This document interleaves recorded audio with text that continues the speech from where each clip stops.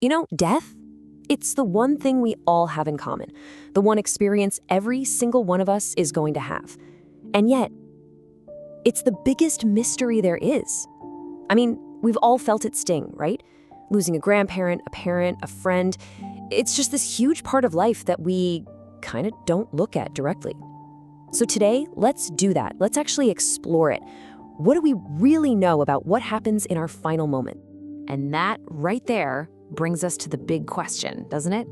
Is death just the end? A full stop? Lights out? Or is it something else? A transition, maybe? A door to another chapter that we just can't even begin to imagine? Just think about how we treat birth versus how we treat death. It's a huge contrast. When a baby is born, we celebrate every little detail, right? We have parties, we post pictures, we tell stories. It's this big, joyful community thing.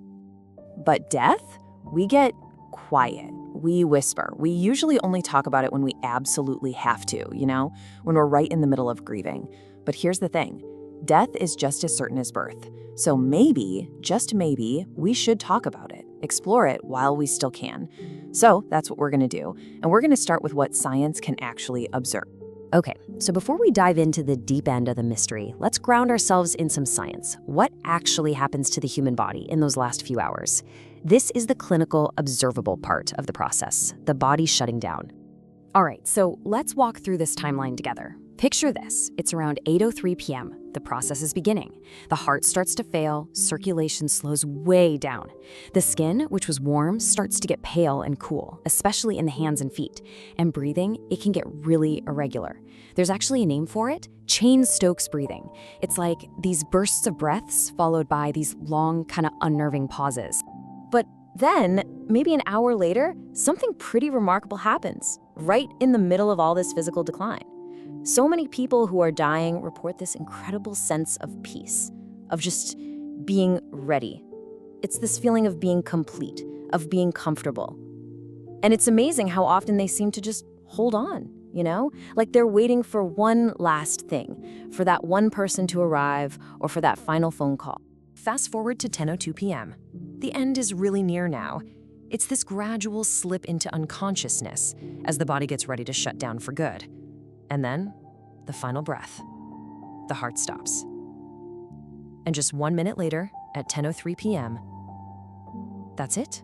The official time of death is called. So here's the crucial point. Everything we just talked about, that's the stuff we understand. It's biology, it's physiology, it's the clinical end. But everything that happens after that final moment, well, that's a complete mystery. Or maybe it's not. And this is where things get really, really interesting. Because you see, thousands of people have been declared medically dead, only to be revived. And when they come back, they bring these incredible stories with them. We call them near-death experiences, or NDEs for short.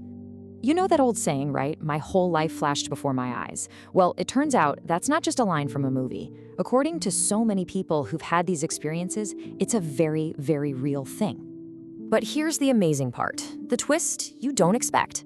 It's not the big highlight reel moments. It's not your wedding day or your graduation. No. People report seeing this flood of tiny, random, totally forgotten memories. Just ordinary moments that you'd think were lost forever. There's this one story that just perfectly captures this. A young man has an NDE, and in it, he has this super vivid memory of a white cat walking up a very specific staircase. The thing is, he had absolutely no conscious memory of this scene whatsoever. So after he's revived, he draws the staircase, the whole apartment layout for his mom, and she's just floored. It was from an apartment where they lived next to someone who owned a white cat, an apartment they moved out of when he was just 14 months old. No way he could have consciously remembered that. So that makes you wonder, doesn't it? Is every single moment of our lives, no matter how small, recorded somewhere deep in our brains? And is death the one moment when our mind finally hits play on the full, uncut director's version of our entire existence?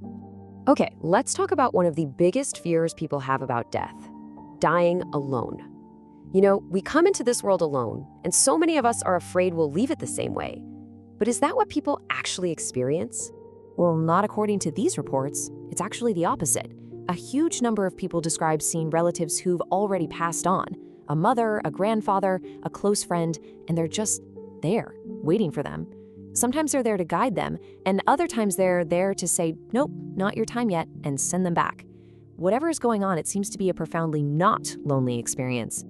All right, another really common theme in these NDEs is something called an out-of-body experience. It's pretty much what it sounds like, the feeling that your consciousness has actually separated from your physical body. People often describe watching everything happen from a different perspective, like from the corner of the room or up near the ceiling. Okay, get this story. A college kid overdoses, goes into cardiac arrest in an ambulance. For 3 full minutes, he is legally, clinically dead. But he says he was still there, watching the whole thing happen from above. He remembers everything. The sound of the machines, the medics working frantically, and one very specific, totally unforgettable detail. One of the paramedics who was fighting to save his life had bright, mint green hair.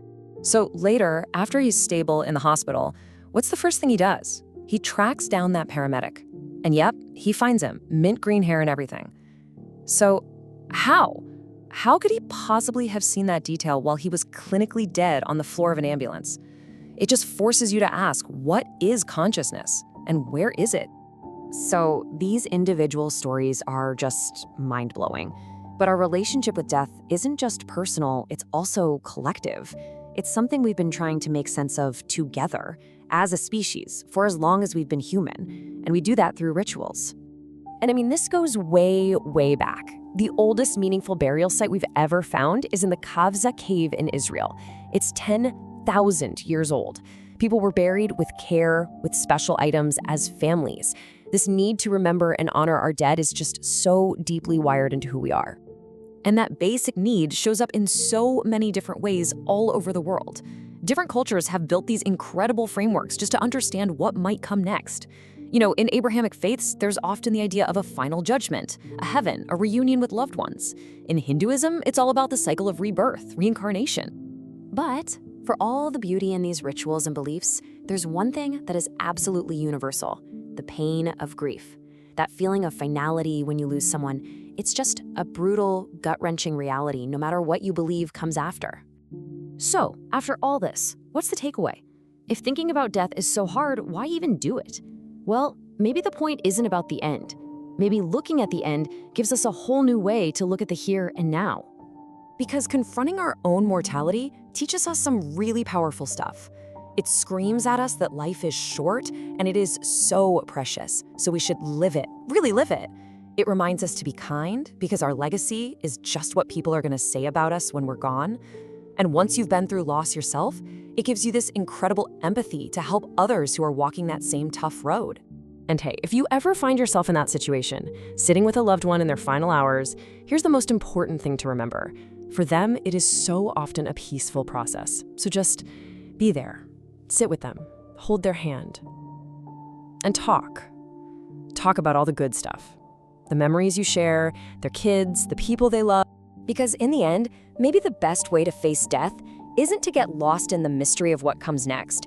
Maybe it's about celebrating the absolute certainty of what was. Talk about the beautiful life they lived. Talk about a life that was worth living, right down to the very last breath.